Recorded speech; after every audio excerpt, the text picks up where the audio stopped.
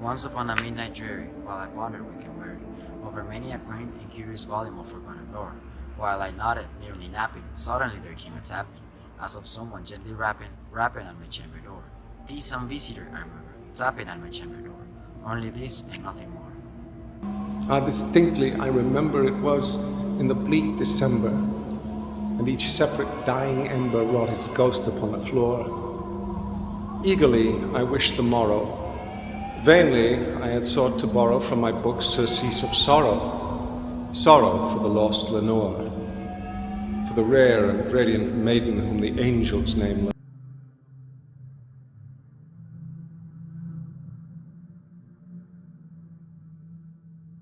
And the uncertain rustling of each purple curtain thrilled me, filled me with fantastic terrors never felt before, so that now, to still the beating of my heart, I stood repeating, "'Tis some visitor entreating entrance at my chamber door, some late visitor entreating entrance at my chamber door.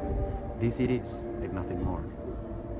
Presently my soul grew stronger, hesitating then no longer. "Sir," said I, "or madam, truly your forgiveness I implore. But the fact that I was napping, and so gently you came rapping, and so faintly you came tapping, tapping at my chamber door, that I scarce was sure I heard you. Here I opened wide the door. Darkness there, and nothing more. Deep into that darkness peering, long I stood there wondering, fearing, doubting, dreaming dreams no mortal ever dared to dream before.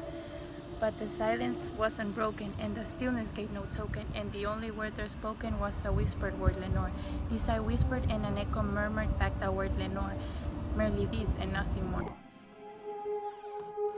Back into the chamber turning, all my soul within me burning. Soon again I heard the tapping, something louder than before. "Surely," said I, "surely that is something at my window lattice. Let me see then what thereat is, and this mystery explore. Let my heart be still a moment, and this mystery explore. 'Tis the wind, and nothing more." Open here, I flung the shoulder, went with many a flirt and flutter. In there stepped a stately raven of the saintly days of yore. Not the least obeisance made him, not a minute stop or stayed him. With mien of lord or lady, perched above my chamber door. Perched upon a bust of Pallas, just above my chamber door. Perched and sat and nothing more.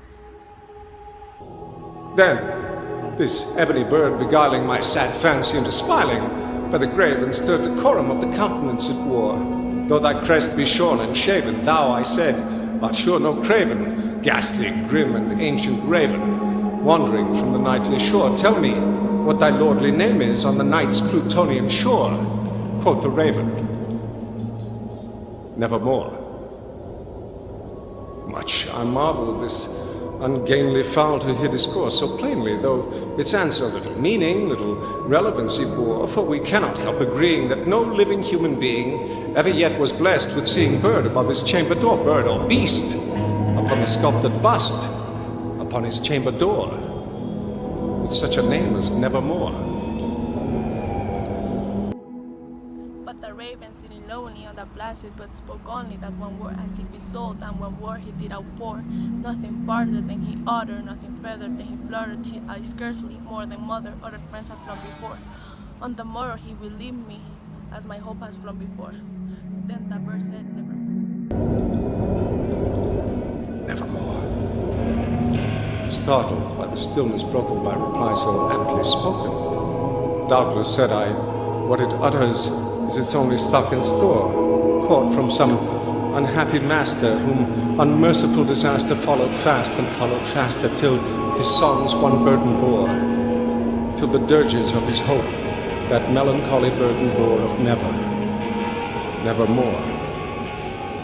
But the raven still beguiling my sad fancy into smiling, straight I will a cushion seat in front of bird and past them door. Then upon the velvet linking I betook myself to linking fancy unto fancy, thinking, what is omnious bird of yore? What is grim and gaily ghastly in omnious bird of yore? Men in cracking nevermore. This I sat engaged in guessing, but no syllable expressing, To the foe whose fiery eyes now burn into my bosom core, these and more I sat diving, with my head at ease reclining, on the cushioned velvet lining that the lamplight glowed o'er, but whose velvet violet lining with the lamplight glowed o'er. She shall press, nevermore. Then methought the air grew denser, perfumed from an unseen censer swung by seraphim, whose footfalls tinkled on the tufted floor. Wretch, I cried, thy God hath lent thee, by these angels he hath sent thee respite. Respite and nepenthe from the memories of Lenore. Quaff, O quaff this kind nepenthe, and forget this lost Lenore, quoth the raven. Nevermore.